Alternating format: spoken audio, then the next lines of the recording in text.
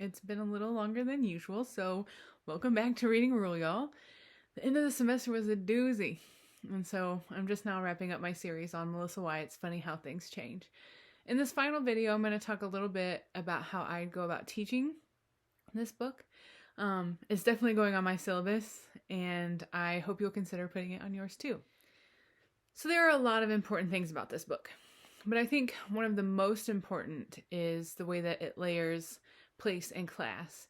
As a working class kid at a rural school, and then as a teacher in a rural school, many of the hierarchical divides exist along class lines. Students feel it.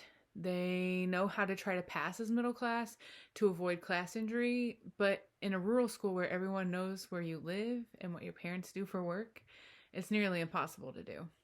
I didn't do a very good job of addressing this in my own rural teaching, and I'd like to support other teachers in doing this important work.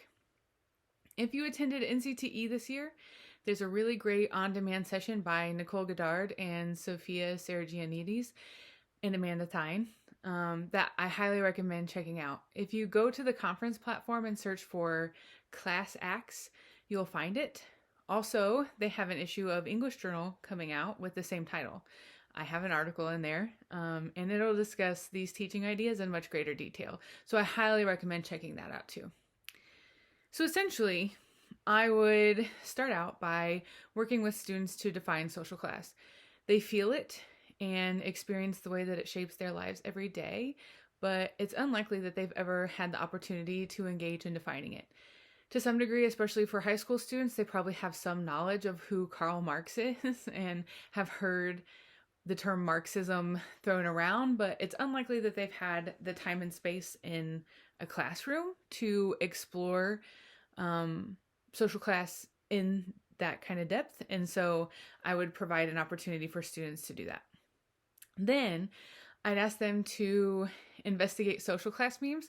There are a lot of great memes on the internet that you can find that deal with class in a very incisive but also humorous way, which I think gives a really good introduction and sort of entry avenue into thinking about class and how different social classes are juxtaposed to one another and how they interact with one another.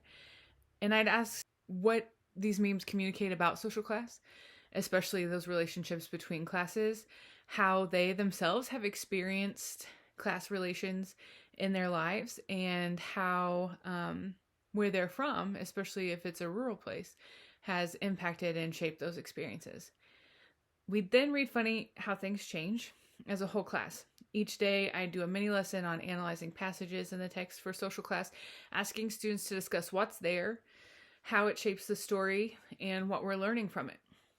I'd also invite them to engage in intertextual analysis by working with other texts. For example, using excerpts from Sarah Smarsh's Heartland, or She Come By It Natural, also by Smarsh, or Hill Women by Cassie Chambers Armstrong, even songs like Outfit by Jason Isbell, as well as a multitude of commercials, film, and TV clips. And asking them to put those in conversation with Funny How Things Change, to think about the way that ideas around social class and experiences with class injury are sort of outlined in and across those texts. In a culminating assignment, I would ask students to select one of the pieces that we've read as a mentor text to write their own piece exploring and examining social class.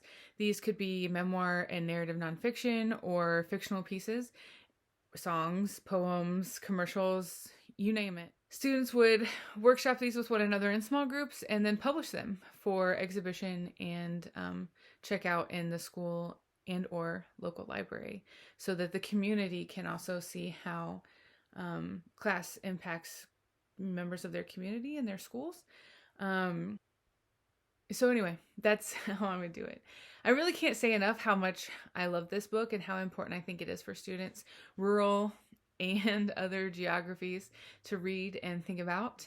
And that's a wrap on Funny How Things Change. Some important announcements. I'm going to pause making content during the holidays, and we'll resume the series in mid-January with Carly Heath's The Reckless Kind. It's so good, and I'm so excited about that. Hopefully this will give you all a chance to catch up on any of the videos and author interviews you may have missed during the busy semester. I have some other fun and exciting things in the works, so make sure you stay tuned and follow me on Twitter at Reading Rural and Instagram at Dr. Shay Parton so you don't miss anything. And 'tis the season of spring semester planning, so keep me in mind if you'd like to collaborate. I'm looking to showcase rural students' writing on the Non-Rural Voices blog at Literacy in Place. Also, teachers and teacher educators are welcome to publish there.